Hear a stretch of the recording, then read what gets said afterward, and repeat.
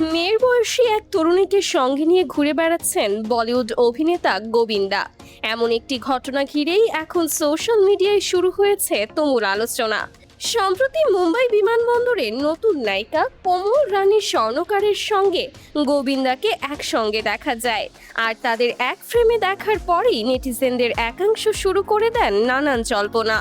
এমনকি তাদের প্রেমিক প্রেমিকা বলেও আলোচনা শুরু হয়। এর মধ্যেই বিষয়টি নিয়ে মুখ খুলেছেন গোবিন্দার স্ত্রী সুনিতা আহুজা।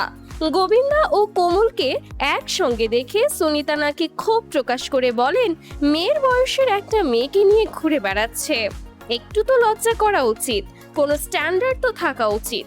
শুধু তাই নয়, সুনিতার দাবি গোবিন্দার মাথা নাকি একেবারেই ঠিক নেই। তার এমন মন্তব্য প্রকাশ্যে আসতেই গোবিন্দা, সুনিতা ও কোমল রানীকে ঘিরে নতুন করে শুরু হয়েছে চর্চা।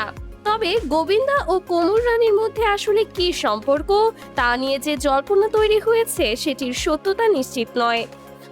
বিমানবন্দরে তাদের একসঙ্গে দেখা যাওয়াকে কেন্দ্র করেই মূলত শুরু হয়েছে এই আলোচনা।